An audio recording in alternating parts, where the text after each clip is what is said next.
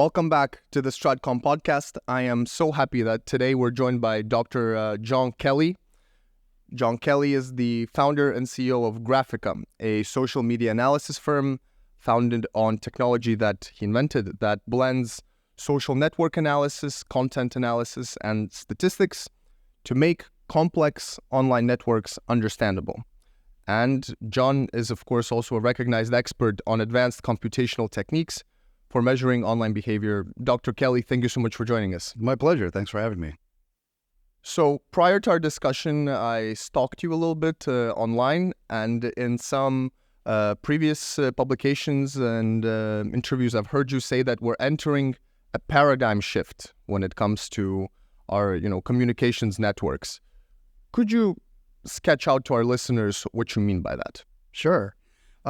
It's nice to have some friendly stalkers online. Occasionally I get the less friendly type. I think we're well into we're over a century into a paradigm shift in human communications that sets up, I think, a idea I always like to communicate about, which is the concept of cybersocial terrain. So let me see if I can step back. I know we have a little bit of time to unpack this idea. Hopefully we're not in a rush.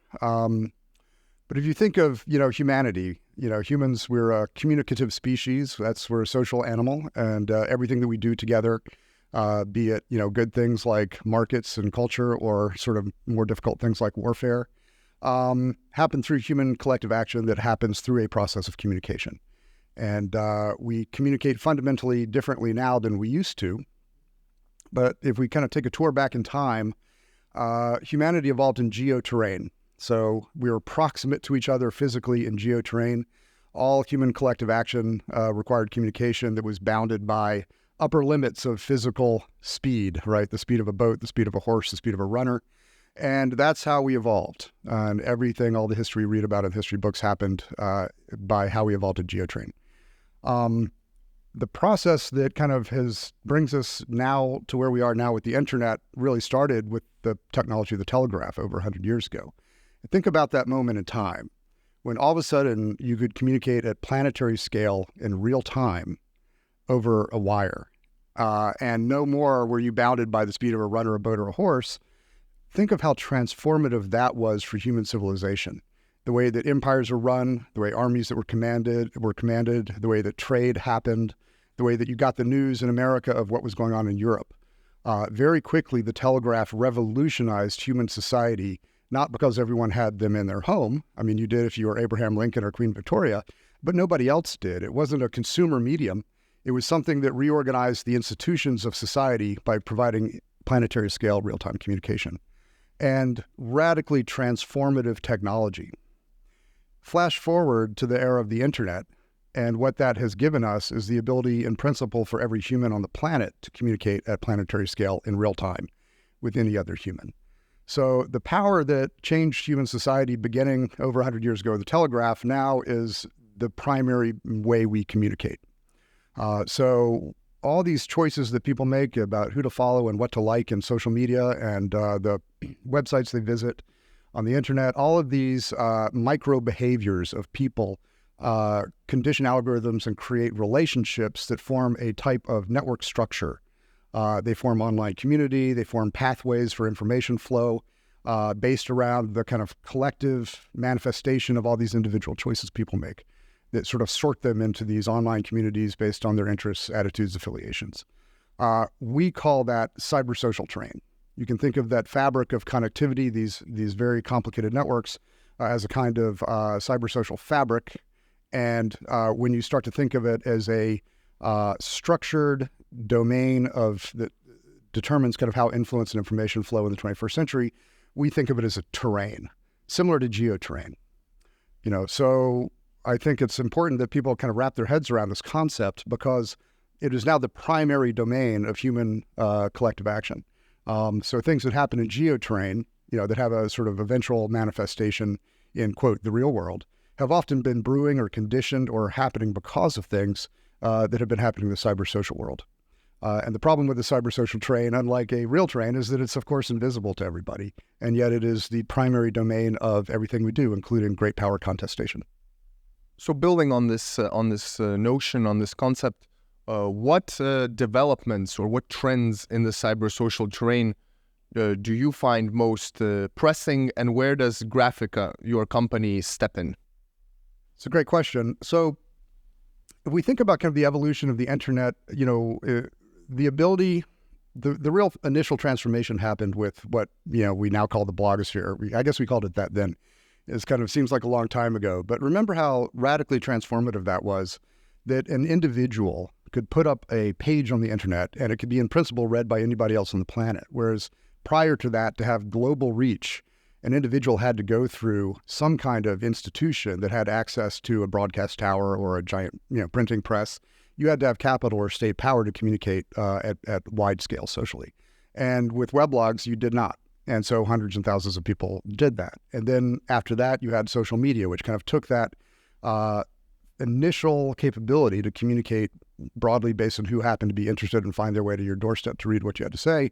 And it really connected it to everybody. So it kind of took it out of the realm of journalists and kind of policy experts and took it into everybody's pocket on their phone. And so, initially Facebook and Twitter, these kind of major platforms, that was kind of the next wave of things. And then I think what we're seeing now is a kind of complicating and fracturing of the landscape. So kind of era of big platforms is being supplemented by all kinds of niche platforms, and you have a proliferation of different online spaces that people inhabit. And so that's moving very quickly. We do a lot of work kind of in the sort of call it information operation defense domain. So you asked about Graphika.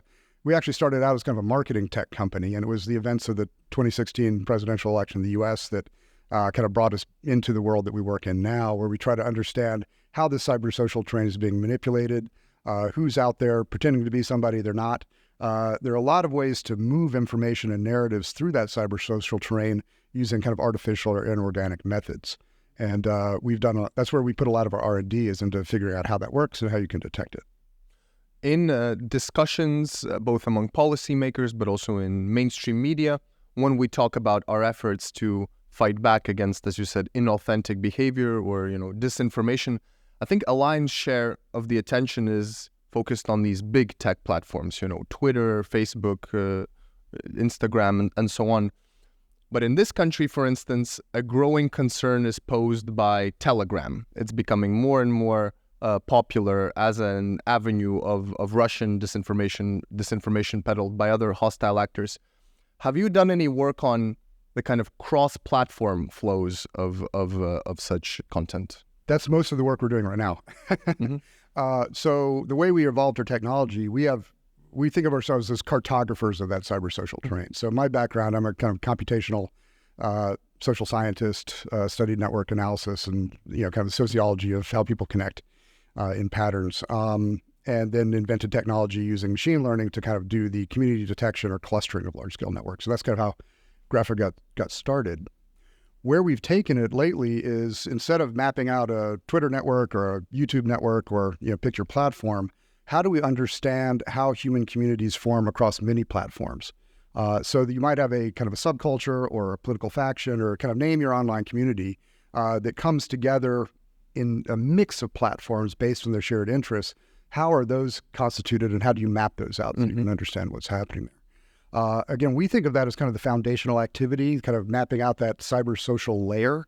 And then a lot of the work we do once we have that is on top of that by understanding the message flow, the narratives that are spreading, trying to figure out who may be behind those narratives, which ones are organic and which ones are inorganic. Could you maybe tell for our listeners about some of these subcultures that you have mapped? Are these some sort of dangerous people, organized criminals, or is that something more innocent, like, I don't know, hockey fans in Latvia? What kind of work have you done? All of the above. I mean, we're interested in how humanity connects in the 21st century in cyber-social space. And so we do a lot of work. I mentioned that we started out as kind of a MarTech company. So we have a lot of experience mapping out, sports fandoms and, electronic dance music subcultures and all kinds of interesting things. But of course, we are able to map out political communities, including sort of the normal good ones, the natural range of attitudes in a functioning democracy. We do a lot of election integrity work. So, if there's an election coming in the world, working with our customers that include the big platforms. We're kind of watching that the discussion space and looking for people that may be manipulating it.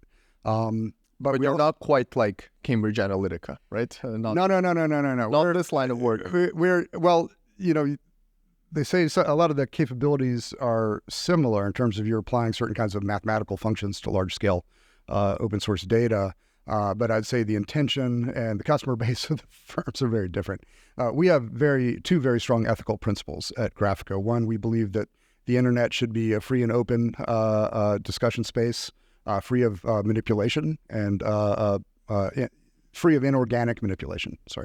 And then secondarily, we believe it should be safe for vulnerable individuals and groups, who can often be identified and tracked and harassed there. And so those are kind of our guiding lights. Unlike a company like Cambridge Analytica, you cannot hire us to get you elected in a country or to try and come up with a political outcome. We will defend the integrity of election all day, but we will not work for candidates. We will not work for parties. I think all the dictators listening to our podcast will be disappointed to hear that. You mentioned the sort of partners you collaborate with, and one of them is NATO, of course, right? I was wondering if you could tell us a little bit about this collaboration. Maybe nothing too confidential. Nothing too detailed.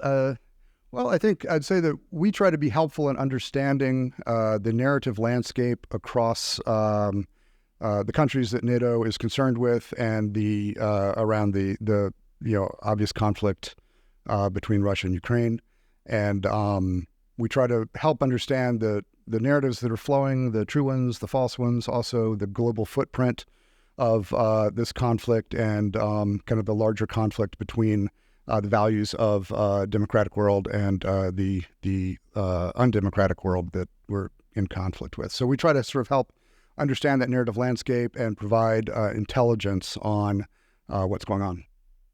And in terms of developing or investing in this sort of capability to map and understand networks, in your view, should the Alliance invest more in developing these capabilities within the organization, kind of in-house, or are there sufficient credible tools out there on the market, do you think?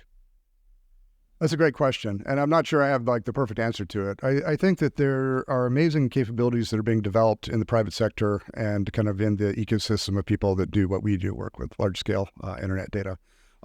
Also, you have organizations like NATO and other governmental organizations that have very specific needs, requirements, workflows, types of personnel that deal with things. So you often have to do a bit of a mashup between those things, understand how to ingest the value of the capabilities that can be provided by the outside world, but often you need to kind of wrap them up in a UI and that supports kind of the workflows that you care most about.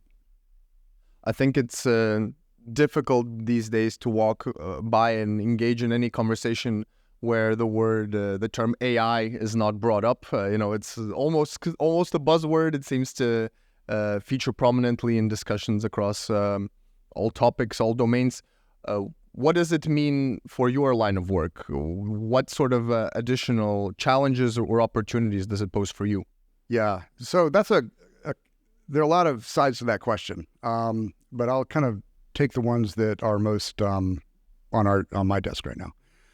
So in terms of the effect it'll have on the world, because I think of the effect it'll have on the world and the effect it has on what we're doing at Graphika with the way we build our technology and our capability. In terms of the effect that it has on the world, if you think about one of the main limitations of kind of malicious information operations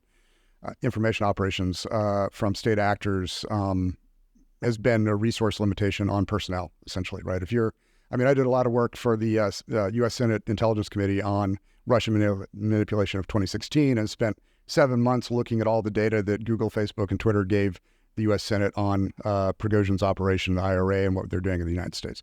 Spent a lot of time with that data. And one of the things that's very obvious is that you need humans to do that, or you needed humans to actually do that work. You needed trolls. So basically your troll budget, personnel budget, was a major resource limitation on how much effort you could put into it, right? And you were always doing a trade-off between you could do high-quality work at very low scale, or you could do very low quality work at high scale. Some of the kind of early online Chinese propaganda stuff that we were looking at we called spamouflage, because it's spammy. It's huge amounts of message traffic, very, very low quality. And in there you hide the political messages. The Russians, particularly the IRA, and what they did in the US in 2016 was more the low scale, high quality, like really crafting personas that could kind of penetrate a political community and make everybody think that they belonged and start to introduce their point of view. I think AI threatens to allow bad actors to do high quality at high scale, which I think a lot of people, when they're thinking about AI and content production, ChatGPT, the ability to produce sort of convincingly human text, to create deep fakes, imagery and video. A lot of people think about the content, and kind of where their mind goes to is the interface between that high quality content and the human eyes that look at it and take it for real. That's not an unimportant problem, but I don't think it's the main thing that is transformative about this for influence operations. I think it's kind of the economics of manipulation. Because if you take away that primary resource limitation for a Prigozhin trying to run a troll farm, and you lift the human cost significantly, you allow that troll farm operator to do 10 times as much work at even same or higher quality than they could do before, that changes the game in some really important ways. So that's the way I think about it, is how does it change the ecosystem? And you can think about the AI technologies. NATO is a military organization, so military commanders are thinking about the tactical level, the operational level, the strategic level, and it changes all of those things. Imagine the ability to create a personalized AI bot whose job it is to just work on you for maybe years, and has access to all your past behaviors, or at least the ones that there are traces of on the internet. And its job, using whatever personas it can control, is simply to convince you of something. Or maybe it would help me, find a girlfriend, if I have so much data on me that. Yeah. So yeah, someone will probably start a company to do that, right? But so there are tactical implications. Then there are kind of at the operational level, the ability to orchestrate operations, pushing certain narratives, particularly the way that you can use some of the new LLMs to do high quality translation. So imagine running a kind of multi-country information operation where you're able to rapidly create narratives and seed them with high quality translations, again, without all that human overhead cost. And then to be able to orchestrate all that stuff at scale across many countries. So it changes the operational level.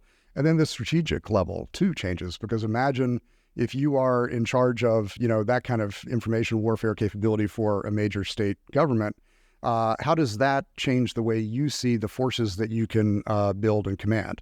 It changes it pretty fundamentally. So instead of one type of capability, you might invest in a capability that is able to build out, deniable proxies. And we already know that's a major strategy is, build out a lot of proxy organizations. Imagine if you could build out proxy organizations at an order of magnitude more effectiveness and scale. And in your view, do you think Prigozhin or the Taliban or North Korea, are they adaptable enough to actually seize these new opportunities? I think it's the larger, more well-resourced state actors that'll probably have more success. I think that if you look at a country with tremendous technological capability and also already has a formidable kind of global propaganda capability, you would look at China. Kind of below that, you'd probably look at Russia, but they're, occupied with a lot of things right now. So it's, I think that there are dangers from kind of the smaller non-state actors as well. But the ones I think more about are the kind of more large-scale systemic changes that will come from the large state actors. So this is all very depressing and concerning, but I must ask, what does it create on the opportunity side? Surely it must also empower, Yeah, it does. I mean, and that's what we're working on all the time with our R&D efforts. So I do think that the first beat, in my view, the advantage is to the offense, right? But our job is defense. So how do we think about that? The way I mentioned, I talked about this idea of cyber social train, and at Graphika, we sort of have a kind of, we call it the two-layer model, So we're interested in mapping out online communities around everything from sports to politics globally at the social layer. So the kind of social relationships that don't change very often, right? You change a little bit, who you follow or what you like, but you've got a fairly stable set of social relationships that form online community. But then you've got a highly dynamic message layer, which is all the bazillions of messages that are flowing through that cybersocial terrain on any given day, right? And AI provides, what we're working on is several different kind of capabilities. One is how do you do that network mapping using AI? And that's not LLMs, that's other kind of knowledge graph embedding techniques that we're working with there. But then all that message data, it's huge. It's very hard to get traction on. And, we've got a world-class team of analysts that spend a lot of time looking at that to be able to kind of figure out what's going on and cook it down into, an intelligence insight that a customer wants.